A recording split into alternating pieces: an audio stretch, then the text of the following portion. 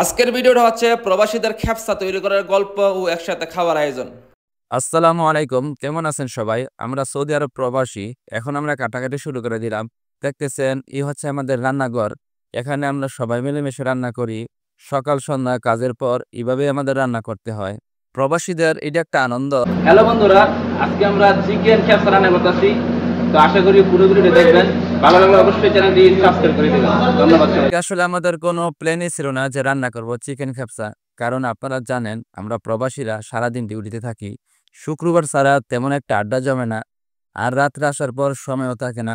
শুক্রবার হলে একটু ভালো রান্না করার চেষ্টা করি, সবাই মিলে প্ল্যান করি। কিন্তু আজকে হঠাৎ আমাদের মনে হলো কি রান্না করা যায়। তারপর ফ্রিজে দেখলাম মুরগি আছে, আর চাউল তো আছেই, যেটা দিয়ে আমরা প্রতিদিন রান্না করি। ভাবলাম চলো আজকে চিকেন ক্যাপসাই ট্রাই করি। প্রবাসে রান্না মানে একটু অন্যরকম অভিজ্ঞতা। নিজের দেশে তো মা বোন স্ত্রী রান্না করে দেয়, কিন্তু এখানে আমরা নিজেরাই সব করি। তাও মজার বিষয় হলো রান্না করতে করতে গল্প হয়, একসাথে হাসাহাসি হয়, তাতেই ক্লান্তি দূর হয়ে যায়। রান্না চলতেছে বাইরা, এই সময়টাতে আমরা আসলে দেশকে সবচেয়ে বেশি মিস করি। বাড়িতে থাকলে পরিবার সবাই মিলে একসাথে খাইতাম, হাসি আনন্দে কাটাতাম। কিন্তু এখানে প্রবাস জীবনে বন্ধু বান্ধবে আমাদের পরিবার। অনেকেই ভাবে প্রবাসীরা শুধু টাকা আয় করে, আসলে সেই টাকার পিছনে কত কষ্ট, কত একাকিত্ব সেটা কেবল প্রবাসীরাই জানে। দিনের পর দিন কাজ, তারপর নিজের হাতের রান্না, সবকিছু সামলাতে হয়।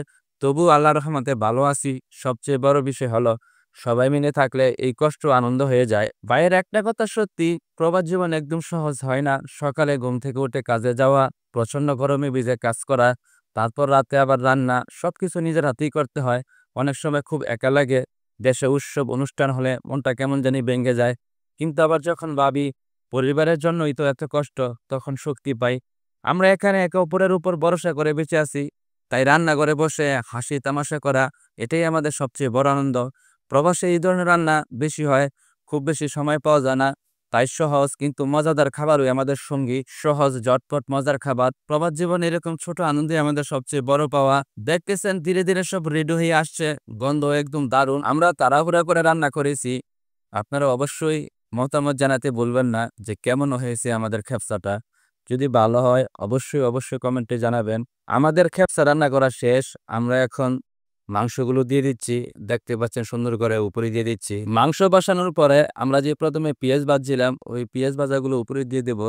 তারপর আমাদের যে পেপার আছে, পেপার দিয়ে ভালো করে ডেকে দিয়ে দিচ্ছি। এ বড় কথা হলো আমরা সবাই মিলেমিশে রান্না করে খাচ্ছি।